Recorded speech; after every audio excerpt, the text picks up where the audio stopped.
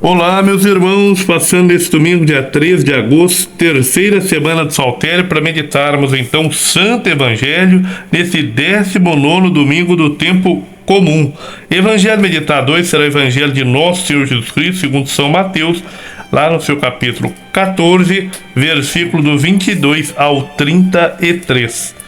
Logo depois, Jesus obrigou os seus discípulos a entrar na barca e a passar antes dele para a outra margem.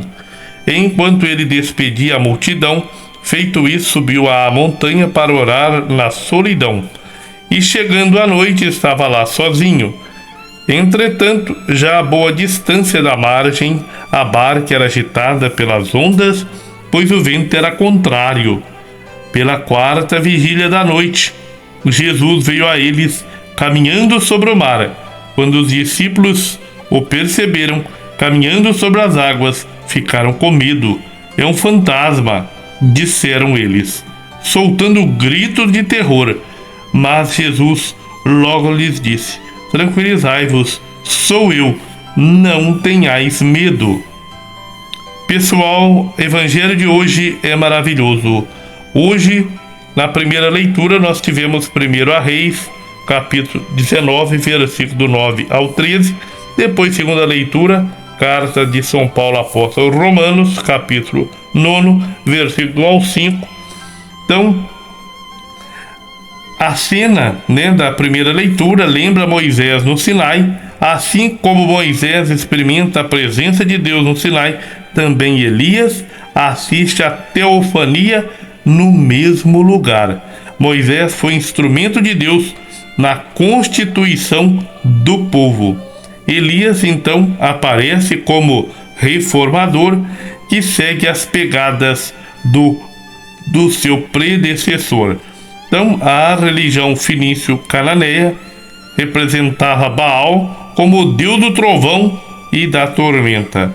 A presença de Yahvé, de Javé, desse Deus eu sou, não é percebida tanto nos grandes fenômenos, mas sim na voz quase silenciosa que surpreende e reflete a mesma intimidade que os profetas experimentaram. Sendo nosso Deus grande, apresenta sempre-se no humilde e no pequeno.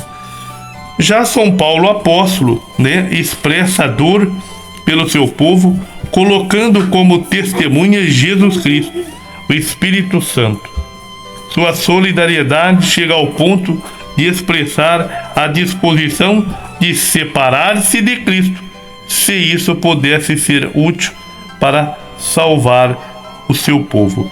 Tal era o amor que nutria em seu coração pela comunidade.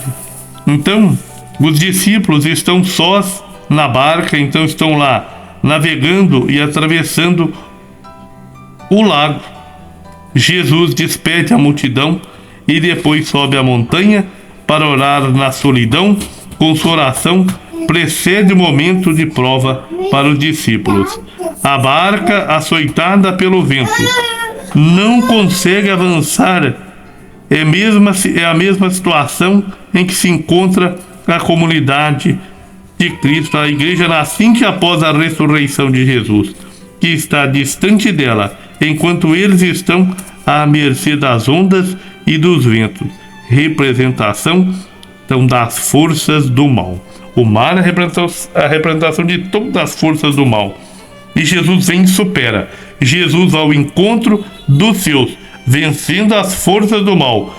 E em um primeiro momento, os discípulos ficam com medo e o terror só se desfaz quando Jesus se apresenta. Então, o apóstolo São Pedro aparece aqui como protagonista do relato e também como representante do grupo, como seu líder. Sua fragilidade na fé ressaltada ao excitar entre a confiança de Jesus e o medo. Então Pedro se torna também um espelho para os que seguem Jesus. Quando tudo vai bem e é fácil segui-lo, quando porém as dificuldades aparecem, vem a dúvida e a tentação de retroceder. Mas façamos como Pedro: Senhor, salva-me. E Jesus estende a mão e salva Pedro. Então, o reencontro, para a gente refletir hoje, o reencontro com Jesus, depois de passada a tempestade e o medo, possibilita então aos discípulos uma profissão de fé e adoração. Tu és verdadeiramente o Filho de Deus. Então, Deus abençoe você nesse Dia dos Pais, né? Vamos pedir a Deus Pai, a nosso Senhor Jesus Cristo, ao Espírito Santo, que encha de amor o coração de todos os pais, para que eduquem seus filhos para Deus e não para o mundo.